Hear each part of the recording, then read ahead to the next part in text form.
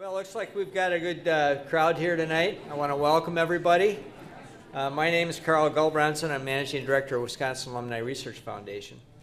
And tonight is another hopefully fun evening of the Gilson Bootstrapping series.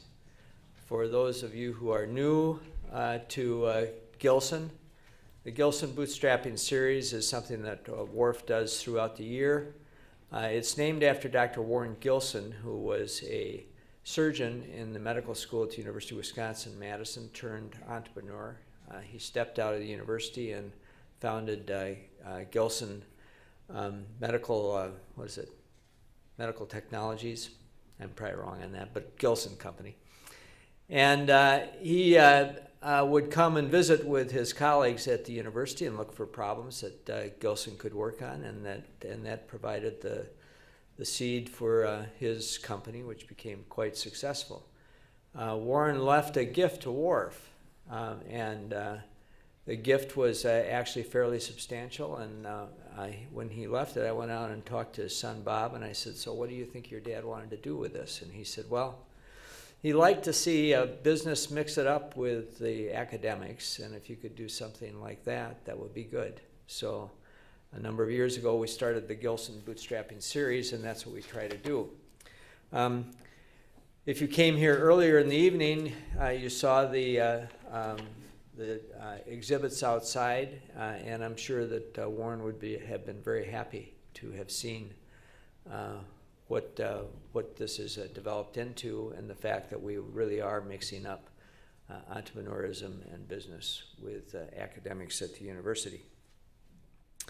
We're delighted to continue this conversation with this evening's panel presentation, and we're bringing together a faculty from a number of different UW campuses, as well as leaders of the UW system, campus startups, and other key partners from around the state. And being able to engage these innovators in our ongoing conversations about how to move our state forward is indeed a special occasion. Finally, I want to take the pleasure of introducing Maliyakal John, the Executive Director of WiSys Technology Foundation. WiSys is an affiliate of the Wisconsin Alumni Research Foundation. It's a partner with UW system. It's truly a public-private partnership to help other campuses of the UW system, aside from Milwaukee and Madison, participate in technology transfer. And they've done some very creative things. In fact, I call Maliyakal my magician. So WiSys was founded in 2000 to extend the mission and goals and objectives of WARF beyond the UW. As I said, it works as a good partnership with the UW system. And today, what Maliyakal is doing at WiSys, we need more than ever. In the almost 7 years that he's served as managing director, he's had some, what I think are really fantastic results.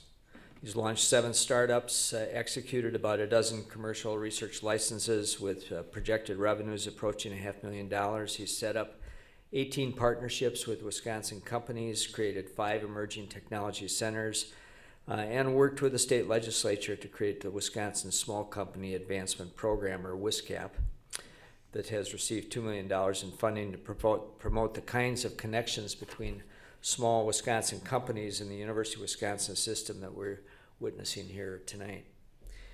Maliyakal joined WARF as an intellectual property manager in 2002.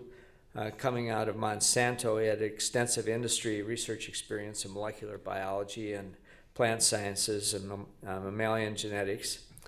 And then since 2005, he's served as managing director of WiSys. He's had 10 years of technology transfer experience, including intellectual property evaluation, business plan development, and patenting.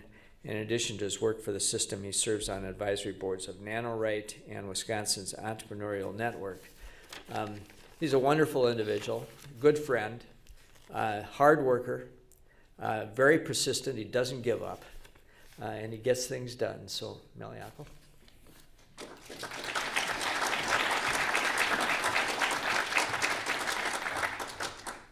Thank you, Carl, for those kind words. I'm very confident that UW System Administration the small campuses, those comprehensive campuses, joined me in paying tribute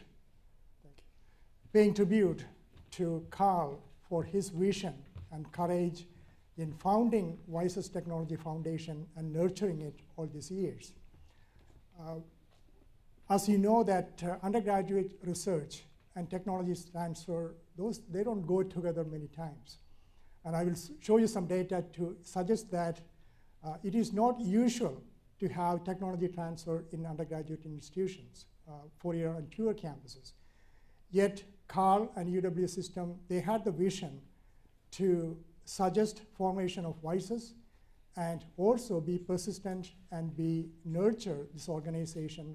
And we owe most of our thanks to Carl and Warf for their support for our progress. Thank you. So today's presentation is going to be 2 parts. In the first part, I'm going to give you an overview of WiSys, the challenges, the opportunities that WiSys has in our small campuses, and a simple strategy that we have devised that will use the limited resources that the small campuses have, but the significant intellectual potential that we have in our small campuses to advance technology development, entrepreneurship.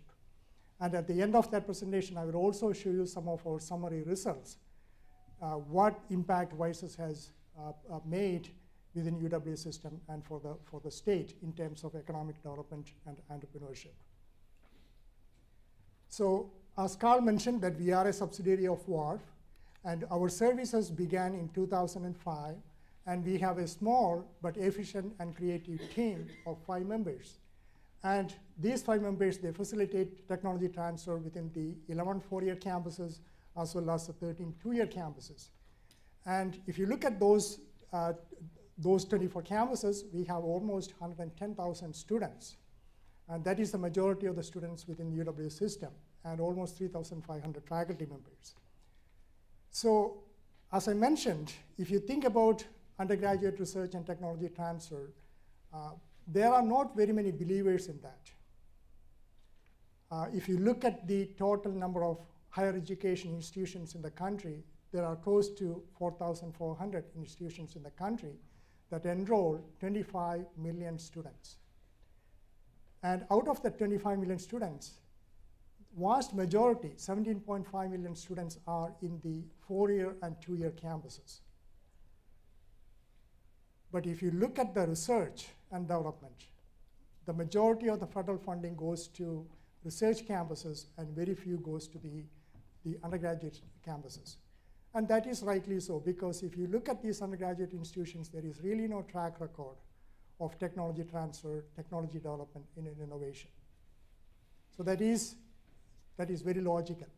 And Wisconsin has followed the same model. We have about 24 campuses within our UW system, and about 110,000 students, that is majority of the students, and about $1 million in terms of research and development funds directed towards applied sciences. That's about 1 to 2% of the total funding that the UW system receives from the state for research and development. So the challenges that faces WiSys as a technology transfer in the undergraduate institution is that, first of all, we cannot expect any large infusion of capital to our small campuses for undergraduate research. That is very certain. Secondly, we don't have the culture of research and development similar to Madison and Milwaukee, because ours are teaching institutions. We don't have too many ideas in terms of marketable product ideas. We do have some ideas, and you are going to hear from a number of our faculty members today in terms of their own ideas that they developed and transformed into startup companies. And another problem that we face is that we have full-time teaching faculty. We don't have the time for research and development. So what is the good news? Well, the good news is out of the 3,500 faculty I mentioned, about 300 to 400 faculty members have the right technical expertise and the skill set, such as in engineering, material science, chemistry, or computer sciences, for us to create technologies, advanced technologies. But what else is there in the state? Because as you know, that UW system campuses are distributed throughout the state. So if you look at the state, we have literally tens of thousands of small companies. Several thousands of those small companies are high-tech companies, and they have product innovation ideas. They understand the market. They understand what is the next generation product that they want to create. What is lacking is the resources, the expertise. Many of them may not have a chemistry department in their two-person company. Similarly, if you look at the medical institutions, we have some of the most progressive medical institutions in the country, Aurora, Marshfield, Baker, and many others. They have thousands of medical professionals with the right innovative ideas about medical innovations, patient care. Yet they don't have a computer department or a bioengineering department or a prototype department in those medical institutions. So you can begin to see what is the strategy that we are going to develop to connect all these dots and create a system where we can use the tool set, old but still usable tool set that we have in our UW campuses, and connect those uncut gem of an idea that either the small company will have or the medical institutions will have, and let our faculty members create the marketable product. And I can assure you that most of our faculty members are far better looking than those cartoon figures there. So, but here is the key idea. We are going to leverage the strengths of the UW system, that is the limited resources and capabilities that we have. And we are going to take some of the ideas from the small companies and the medical institutions and create a pipeline that will mutually benefit UW system, small companies, and the medical institutions, as well as the state. So that idea again described here in text here, but again, we have created two different programs that will allow us to create this pipeline of innovation. We created the WiSCAP. Carl mentioned that. This is a small company advancement program that will allow UW campuses to work with our small high-tech companies and use the faculty expertise, make those products, and market those. Similarly, we have WISMEF, the medical network that we have created with the help of Aurora, Marshfield, and Baker, and WiSys, and UW campuses. And here, we will translate those medical innovations, ideas that our medical professionals will have, and convert them into prototypes and products, and then again, market those. So for the WiSCAP, we have received about $2 million from the state as a pilot program in 2010. And so far, we have developed about 18 projects with 16 companies and 8 campuses. We have spent about $1.95 million. And you are going to hear from a number of from the WiSCAP participants, the small company participants or the faculty members who are developing some cutting-edge technologies and products for the state. We have provided release time for our faculty. I mentioned that our faculty are full teaching faculty. They don't have the time to do research. So using the WiSCAP money, we are able to provide release time for them. And also, we have created high-paying jobs. And more importantly, if you look at the location of these WiSCAP projects, there is a broad distribution of these projects and campuses throughout the state. So this is not just confined to 1 or 2 cities. It is broadly distributed. So what are the type of products that we are developing through WiSCAP? Some of them are listed here, but we have, many of you may have seen the vibration devices that Vibatech is producing. We are looking at some very interesting technologies based on sound analysis. Sound can be broken down into units, perceptual units, and those perceptual units then can be combined or differently configured to understand some of the physiological parameters in human health and diseases. For example, we are creating a digital stethoscope with the help of Marshfield Clinic and a small company out of Racine, Perceptrol. This digital stethoscope can be used to detect aneurysm or blockage in the arteries. Those are the type of cutting-edge technologies that we are able to develop. And clearly, this is because of the collaboration, because Marshfield brings in that medical knowledge, the clinical knowledge. The company out of Racine brings in the sound analysis technology. Some of our campuses will provide computer IT technology for this type of development. You're going to hear about safer anticoagulants that are being developed with our UW-Eau Claire faculty and Marshfield faculty. Going to hear about digital tools that is being developed at UW Stevens Point with the help of Baycare Clinic.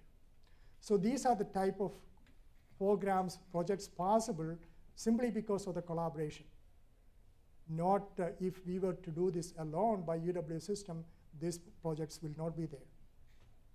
So the second idea that we are developing is the medical foundation. I mentioned that Aurora, Marshfield, Baycare, and WiSys, we are the founding members. But we want to have collaboration with a large number of small high-tech companies, as well as trade organizations such as the Department of Commerce or the BioForward organization and other organizations, including the Morgridge Institute here, so that we can develop again, convert the medical innovation idea into a prototype and then a marketable product. So to give you a summary of the WISMF organization, at this time we have about 3,400 professionals, including medical professionals and faculty members in that organization. We have the capability to conduct clinical trials in those clinical organizations. And we are looking at three broad spectrum of programs: medical devices, therapeutics, and digital tools. At present time, we have $1 million in seed fund, and we are hoping that we can find some more matching funds to increase their programs. So far, we have compiled about 30 project ideas, and we are in the process of going through those ideas, selecting some of them for starting the programs. So the type of products, again, coming out of WISMF are shown here. Some of them we have already started, but again, if you look at from a UW perspective, this provides some unique opportunities for our undergraduate students to work with physicians or the medical or clinical organizations and get that experience. In terms of UW faculty, this is an opportunity for advancement of scholarship. That's the mission of UW system. We can create lots of different products using this network and the collaborations that we have set up. So to summarize the impact of WiSys, this slide shows the period, 1997 to 2005, when WiSys was not in effect, as well as the period after 2005, when I mentioned that WiSys services began. So those 6 years and 8 years of that. If you look at the comprehensive campuses, we could find evidence that the UW system has funded about $900,000 in terms of research funding during that 8 years. And there were only 2 discoveries made during that time. Look at the next column in WiSys. We were able to bring in about $3 million for our comprehensive campuses, but we also increased the number of discoveries to 56. So that is a significant improvement in terms of number of discoveries that are coming out of the small campuses. If you estimate the amount of money spent per discovery, you can see that it's about $450,000 per discovery before WiSys and about $53,000 after WiSys was put in place. So we were able to increase the efficiency of the money that we are spending in our small campuses and create technologies and innovations that can be patent protected. In terms of startup, we are, as of now, we have 8 startups from small campuses, and again, a significant number. And I don't believe that I have heard of any other undergraduate institution creating this many number of startups in the short period of time. In terms of private equity, even though it's fairly easy to create a startup company, but can you get private equity to invest in those companies? Some of our companies are able to do that. About $2.6 million invested in 2 of our startup companies. High-paying jobs. We have created 32 jobs so far in our small campuses. Similarly, these companies are going out and finding STTR and SPR type of funding. So we are able to compete at the national level to bring in federal funding to those companies and campuses. Student internships, an extremely important issue for us. We want our students to be exposed to research and development experience in our campuses. As you can see that we have provided significant number of hours of student experience for those campuses. Carl mentioned the emerging technology centers, and I think again this is an excellent idea because we are creating these emerging technology centers so that internal ideas on the campuses can be advanced through technology development. So this is just again a list of the startup companies. As you can see that there are several campuses with more than one company formation at this time. And you will hear from some of these entrepreneurs in panel discussion today. How much money are we spending to create a platform technology that can be converted into a startup? Surprisingly, it is low amount. Between $100,000 to $200,000, we can create a platform technology and then convert that idea into a startup company. So that is, again, a good number. And as you can see on the other column there, these companies are able to compete for the private equity as well as for federal funding. And they are beginning to employ people in those small companies. So our conclusion is that undergraduate research is something that we should seriously look at. As I mentioned, if you look at a national scale, we have about 17.5 million students enrolled in the undergraduate institutions. And if we can even scale this model to the national scale, the enormous contribution these undergraduate institutions can make for the entrepreneurship, for the job creation, for technology development will be significant. With that, I'm going to stop and let Lisa Johnson start the panel discussion. And as many of you know Lisa Johnson, but I had the privilege of working with Lisa for one of the WISCAP programs. This was again a great example of the public-private partnership that we set up. We had Lisa Johnson, who was at that time the chief business officer, development officer of Samba Biosciences in Madison. We collaborated with the Samba Biosciences, put together a collaboration with the Department of Agriculture with the help of Kathy Collins from BioForward. So there is a state organization, Lisa's organization, private organization. We set up the program at UW-Oshkosh to look at, as well as a small company out of Spooner, Wisconsin, Botanic Oil Innovations. So it's a four-way collaboration to look at antiviral compounds from cranberry. And I'm very happy to say that the results, even though the project is not complete yet, are looking very promising. We have been able to isolate fractions from the cranberry extract that seems to have high potency in terms of antiviral activity. Lisa has been I should say, a fixer in Madison high-tech company. She was involved in the high-level management of Novagen and then EMT Biosciences. And after Samba Biosciences, she was selected as the vice president for the entrepreneurship and innovation of the new public-private partnership of the WEDC, the Wisconsin Economic Development Corporation. Now, we call her as the innovation officer of Wisconsin. So please welcome Lisa Johnson.